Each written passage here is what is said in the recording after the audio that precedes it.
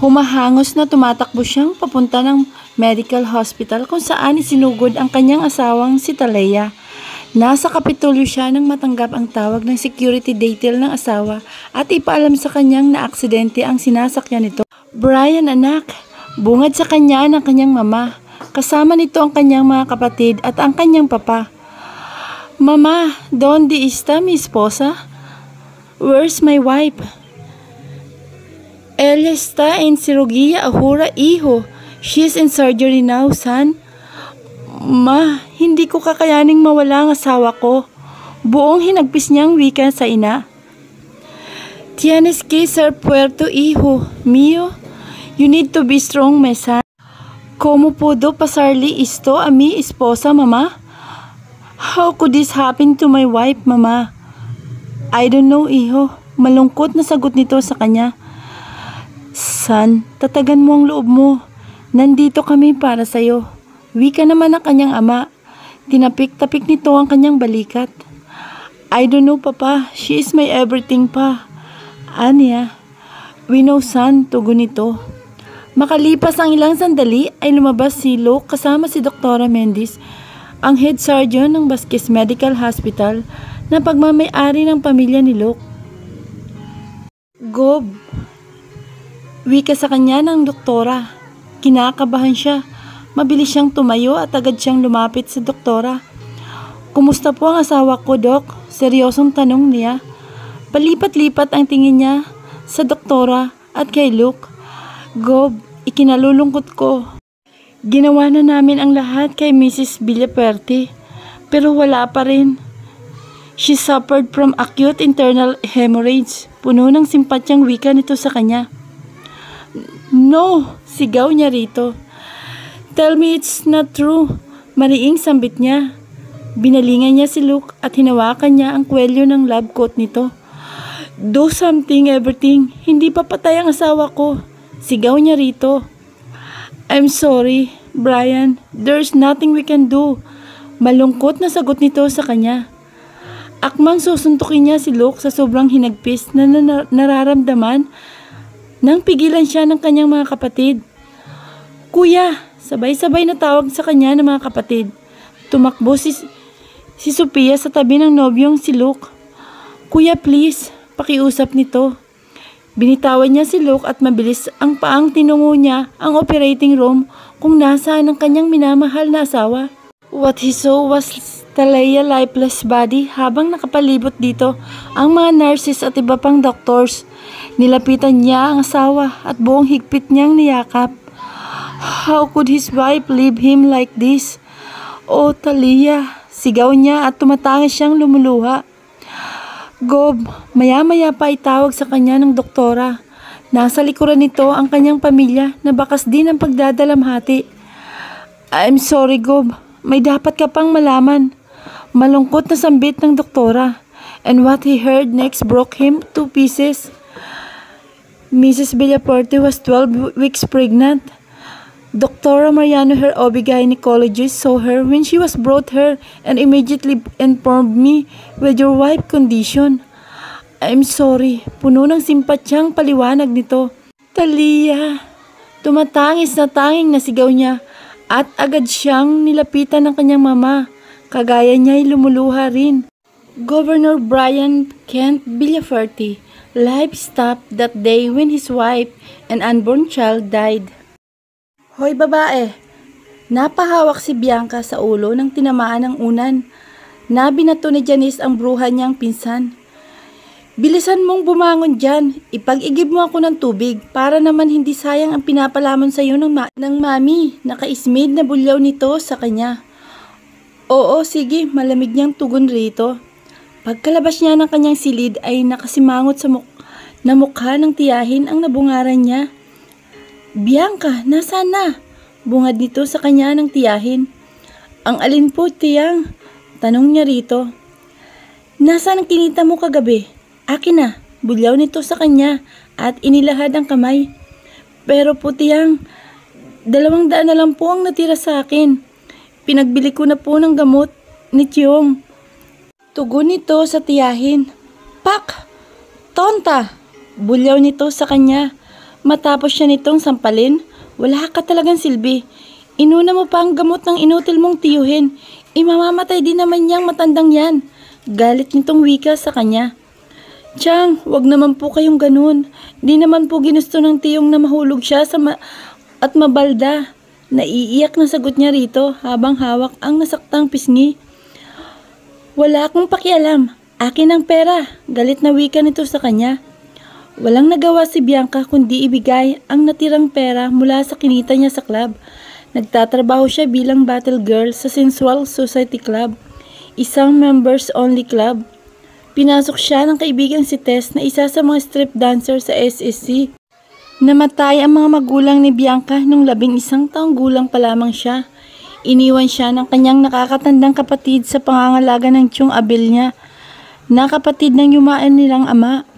Matapos na magpaalam ang kanyang kuya Benji para magtrabaho, ay wala na siyang balita kung nasaan ito ngayon. Para siyang pusa na iniwan ito. Hindi niya alam kung magkikita pa sila ng kapatid at wala din siyang balak pa na hanapin ito. Mabait ang kanyang tiyong Abel. Hindi kagaya ng pamilya nito. Hindi magandang trato sa kanya ng asawa ng kanyang tiyong, maging ang dalawang mga anak nito. Simula nang kupkupin siya ng tiyong Abel niya, natutunan niyang makipagsapalaran para mabuhay. Sa edad niyang 11 ay kung ano-anong racket ang pinasukan niyang kasama ang kababatang si Tess. Nang maaksidente ang tiyuhin nung nakakarang taon, ay napilitan siyang pumasok sa club kaysa magtinda ng isda sa palengke na hindi kayang tususan ang gamot ng tiyuhin. Kapag wala siyang pasok sa club ay naglalabada siya kung saan-saan. Tinatanaw ni Bianca ang tiyahing malawak ang ngiti. Sigurado siyang sa pasugalan ni Mang Ambo ang punta nito para maglaro ng tong-ets. Bumuntong hininga siya at tumuloy sa banyo para kunin ang 2 balde na iigiban niya. Tulak ang kariton na pinaglagyan niya ng mga balde ay tumuloy siya sa igiban upang pumila. Aba, nandito na pala si Bianca, bungad sa kanya ni Toto. Isa sa mga tambay sa kanilang lugar, kasama nito ang mga kabarkada. Magandang araw sa iyo, Bianca. Nakangiting bati naman sa kanya ni Norman. Ito ang pinaka-leader ng magbabarkada at makulit na naman liligaw sa kanya. Balita sa lugar nila na runner ang mga ito ng sindikato. Good morning, nakayukong tipid niyang sagot rito. Pwede ba kitang ihatid mamaya sa club? Nakangising tanong nito. Buhuntong hininga siya at nilingon niya ito. Norman, tinapat na kita, di ba? Ibaling mo lang sa iba yung nararamdaman mo. Napipikang sagot niya rito, na ikinatawa naman ang mga kabarkada nito. Pare, wala ka pala kay Bianca eh. Tumatawang wika ni Bugoy, ang pinakamalaki na ang katawan sa magbabarkada. Mukha itong wrestler. Magsitigil kayo. Bulyaw ni Norman sa kanya, sa mga kasama nito at binalingan siya ng lalaki. Bianca, di ba sinabi ko sa'yo, ayaw kong tinatanggihan ako. Kahit anong pakipot mo pa, magiging aking ka pa rin. Galit na sabi nito at hinawakan nitong mahigpit ang kanyang braso. Nakaramdam si Bianca ng takot sa winika ng lalaki. Norman, nasasaktan ako, pwede ba? Madiing wika niya rito. Bianca, ano ba? Yung pampaligo ko. Sigaw ni Janice sa kanya. Papalapit ito sa kanya at nanlilisik ang mga mata. Binitawan ni Norman ang kanyang braso at hinarap nito si Janice. Babe, magandang umaga. Sabay akbay sa pinsan niya. Babe, ano bang pinag-uusapan nyo? Kailangan ko na ang inigib ng babaeng yan. Tanong nito kay Norman habang nakalingkis sa lalaki. Wala babe, tinatanong lang kita sa kanya kung nasan ka. Nakangising sagot nito sa pinsan niya. Oh babe, napaka-sweet mo talaga. Kinikilib na wika ni Janice. Samantalang si Bianca, buwisit na talaga sa mga ito, pero di mawala ang kabang nararamdaman niya sa banta ni Norman sa kanya. Matapos mapuno ang kanyang mga baldi, ay inilapag niya mga ito sa kariton na dala niya at di lumilingong itinulak ang kariton pauwi sa bahay nila. Ramdam niyang titig na titig si Norman sa kanya.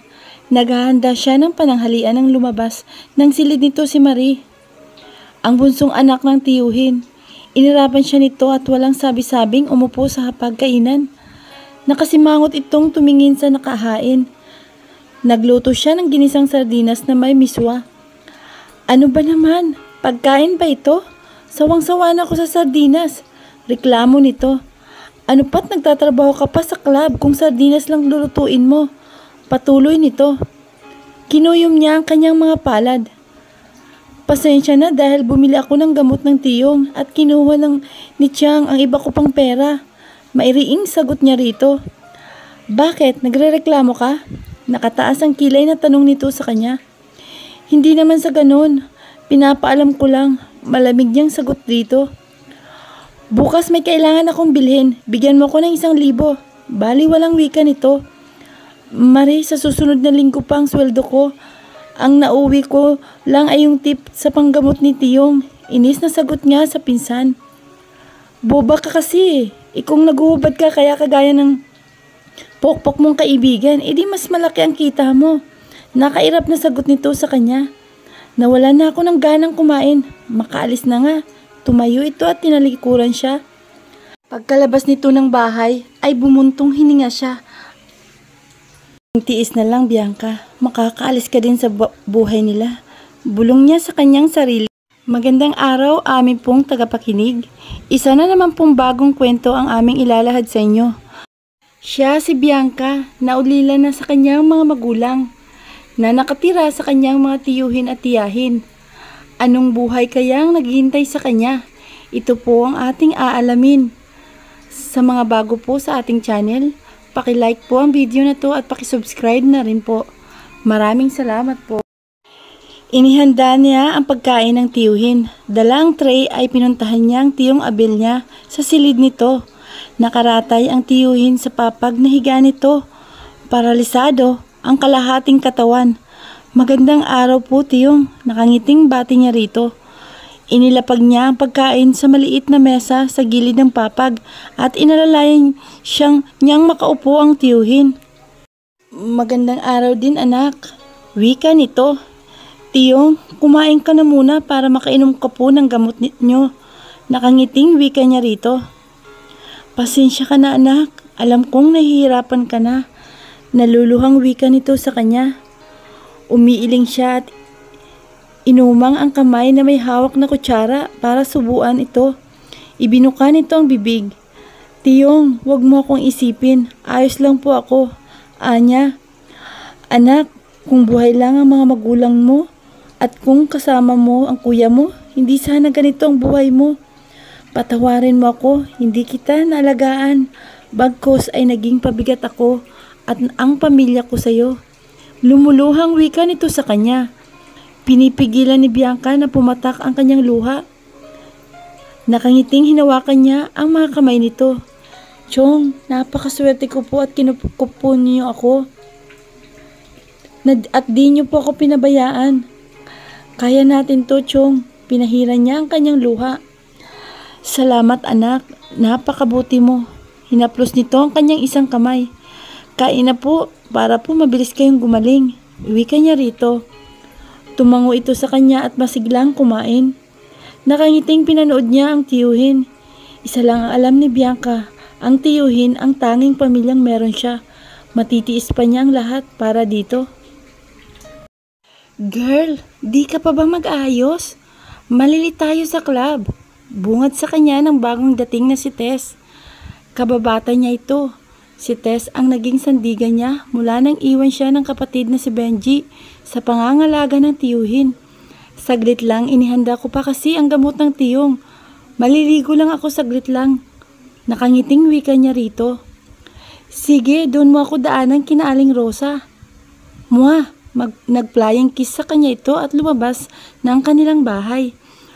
Okay, natatawang wika niya sa kaibigan. Makalipas ang 20 minutos ay lumabas siya ng bahay, suot ng simpleng black t-shirt na pinarisan niya ng kanyang lumang skinny jeans. Binigyan siya ni Tess noong nakarang buwan ng pinaglumaan nitong high heels na siya niyang sinuot kapag nagsisimula na ang duty niya. Kapag papasok na siya ay suot lang niya ang flat sandals na unang gamit na nabili niya simula nang nagtatrabaho siya sa club. Natanaw niya si Tess na naninigarilyo sa tindahan ni Aling Rosa, ang numero 1 chismosa ng kanilang lugar. Halika na Tess, yaya niya sa kaibigan. Magandang hapon po, Aling Rosa. Bati naman niya sa matandang babae. Aba Bianca, ang tiyahin mo pala ay may nakuhang 2 litro ng emperador kanina. Ikaw daw ang magbabayad. Pagbibigay alam nito sa kanya. Ano ba naman kayo, Aling Rosa? Nakasimangot na wika ni Tess dito. Di ba po sinabihan na kayo ni Bianca na huwag na ninyong bigyan ng alak si Aling Nida? Dagdag na wika nito. Nako alam mo naman na di papaawat yung tiyahin ni Bianca. Walang gagawin yon kung hindi magtatala kung hindi ko bibigyan. Nakaismid na sagot nito. Sa susunod na araw ko na lang po babayaran, Aling Rosa. Pasensya na po kayo. Saad niya sa matanda. O siya, ewan ko ba sa yung bata ka? Bakit ka nagtitiis sa mag-anak na yan? Sagot nito sa kanya. Mauna na ho kami, paalam niya sa matanda. Di na lang niya pinansin ang komento nito. Sige ho, Aling Rosa, pinatay ng kaibigan ang sigarilyo nito matapos magpaalam kay Aling Rosa. Dumating sila ni Tess sa club. Kalahating oras bago ang kanilang shift. Girl, pasok na ako sa dressing room. Paalam sa kanya ni Tess. Sige, sa lucky room na ako mag-aayos. Anya, papatalikod na siya nang tawagin siya ng kaibigan. Bianca, mamaya mauna ka nang umuwi ha. Sa VIP ako tonight. Malungkot na wika nito sa kanya. Tess, mahinang tawag niya rito. Ayos lang ako. Sige na, mauna na ako. Pilit ang iting paalam nito sa kanya. Malungkot niyang tinanaw ang papalayong kaibigan. Pareho sila ni Tess na walang ibang pagpipilian kundi ang magpatuloy sa buhay. Wow, ang aga mo bakla! Bati sa kanya ni Danita, isa sa mga kasamahan niyang battle girl. Kumusta ang day off mo? Tanong niya dito. Hay nako, idi ano pa, nag-sideline ako. Malawak ng ngiting sagot niya dito. Sabi ko naman sa iyo girl, dapat sumama ka na sa akin eh. Dagdag pa nito. Alam mo namang hindi ako pwede, tipid niyang sagot dito. Nako Danita, wag mo nang pilitin niyang si Bianca. Hanggang pang battle girl lang yan. Hindi yan kagaya natin. Nakaismid na sabat naman ni Lynn sa kanya. Isa sa mga kasamahan niyang kagaya ni Danita at Tess na pumapayag sa private service. Bitter, itinirik ng kaibigan ang mata. Huwag mo na lang intindihin niyang babaitang yan. Nito. Okay lang, tumango siya sa kaibigan at inayos ang pagkakalapat ng suot niyang black dress. Litaw ang buong likod niya. At hapit na hapit. Girl, tawag na kayo ni boss, sigaw ni Leo. Ang security na naka-assign sa mga battle girls na kagaya niya. Ang boss na sinasabi nito ay ang manager ng SSC na si Sunny. Sabay-sabay silang lumabas at pumasok sa isang silid kung saan nandun lahat ang kanilang mga katrabaho. Mula sa mga bartender, waiter, sa mga dancer, kabilang ang kaibigan niyang si Tess at mga security. Boss, sabay-sabay na bati nila sa pagpasok ng taong namamahala ng club. May event tayo next week. Kailangan paghandaan. Darating si Master. Seryosong wika nito. Yes boss, sagot nilang lahat. Sige, maghanda na kayo. In 15 minutes, magbubukas na tayo. Utos nito sa kanila. Nakapila siya at papalabas na nang tawagin siya nito. Bianca, may pag-uusapan tayo. Walang emosyong hayag nito. Nagkatinginan sila ni Tess. Kinakabahang lumingon siya rito at tumayo malapit dito. Nakita niyang nagsilabasan ang lahat at 2 na lang silang naiwan. Maya-maya ay nagsalita ito na ikinagulat niya. Bianca, ihanda mo pala ang sarili mo dahil sa ayaw at sa gusto mo, sa gabi ng event ay magiging bahagi ka ng VIP. Malamig na wika nito. Pero boss, nanginginig na wika niya. Take it or leave it. Kung hanggang ngayon ay di ka pa rin susunod, mas magandang maghanap ka na ng ibang trabaho. Baliwalang wika nito. Boss, naluluhang bulalas niya. Sige na, makakaalis ka na. Bibigyan kita hanggang sa Lunes. Kung hindi, ipapahanda ko ng huling sahod mo. Wika nito habang nakatalikod sa kanya. Nakatanaw ito sa labas ng glass wall. Nakayukong naglakad siya palabas ng silid. Nakasalubong niya ang tingin ni Leo na puno ng pagkaawa sa kanya. Pinahid niya ang kanyang mga luha at kinalma ang kanyang sarili. Kailangan pa naman niya ng trabaho para sa gamot ng kanyang tiyong Abel. Samantalang, "Kuya, wake up!" Gising ni DJ kay Brian. "Kuya DJ, may practice race kami ngayon. Bakit ba hindi si Essex ang sinama mo?" Kunot noong reklamo ni Ezekiel sa kanya. "Stop complaining. Sige na, tawagan mo na si Manang Anding para magpadala ng maglilinis dito sa bilya ni Kuya." Utos niya sa kapatid. Maagi niya itong tinawagan para dumalaw sa Kuya Brian nila. "Hanggang kailan ka ba magiging ganito, Kuya?" Bulong ni DJ sa sarili habang nakatingin sa nakakatandang kapatid. Magulo ang buong kabahayan na parang dinaanan ng bagyo. Nagkalat ang mga basyo ng alak. Mahaba ng buhok ng kapatid at mukha na itong bandido. Bumuntong hininga si DJ. 4 na buwan na ang nakakalipas simula nang mamatay sa aksidente ang hipag at ang batang pinagbubuntis ni Talea. Sobrang nag-aalala na ang mga magulang nila, maging ang lolo at lola nila. Di na nila alam na magkakapatid ang gagawin, as if their Kuya Brian stopped living. Nag-file ito na indefinite leave sa Kapitolyo. Kasalukuyan ang Vice Governor ng lalawigan nila ang siyang acting governor ngayon. Ilang buwan na lang at magsisimula ng eleksyon, pero wala pa ring balak ang kuya nila na ipagpatuloy ang panunungkulan o maging buhay nito. "Bili ni Mama, kailangan na sa hasyenda si Kuya," wika ni Ezekiel sa kanya. "Yun nga ang problema natin paano natin madadala si Kuya? Look at him. Magagalat si Lolo dahil sa ganyang itsura ni Kuya." Frustrated na sagot niya sa kapatid. Well, we have to start waking him up and make sure he's sober." Ano nito? Pareho silang napabuntong hininga. Their brother is a mess and he knew that's the worst is yet to come. Kahit gustuin man nilang wag masaktan ng kapatid, kaya lang ay nakatakda itong mas masaktan pa, and this time, his brother will be shattered. Nakakasilaw na liwanag at maingay na paligid ang nagpagising kay Brian. Shit! Sapo ang kanyang ulo ay dahan-dahan na bumangon si Brian. "It's about time," wika ni DJ sa kanya. Inilapag nito ang umuusok na brewed coffee. "What are you two doing here?" Inis na tanong niya rito. "Pinapatawag ka na ng lolo sa hasyenda and we will not live without you." Singit naman ni Ezekiel sa kanya sabay upo sa one-seater couch sa gilid niya. "Tell them I'm busy. It's too late for that. You have to fix yourself, Hermano." Wika ni DJ sa kanya. "Here, take this." Inabutan siya nito ng aspirin na tubig. Matapos inumin ang gamot ay kinuha niya ang kape sa center table at humigop. This is so good." Mahinang bulong niya sa sarili. He don't remember the last time he had a good cup of coffee. "It is important that you will come with us, Kuya. Lolo is serious this time and I don't think we can sway him." Babala sa kanya ng kapatid na si Ezekiel. Lahat silang magkakapatid ay mas takot sa lolo nila kaysa sa kanilang papa. Their father is a very diplomatic man while their grandfather is the dangerous one. "Kuya, hold yourself together and get ready, you will face the dragon." May halong biro na wika naman ni DJ. Tumango siya sa mga ito. He has no choice but to come home. "Here," binato sa kanya ni DJ ang towel. "Before anything else, let's get you a haircut." Natatawang inis nito sa kanya.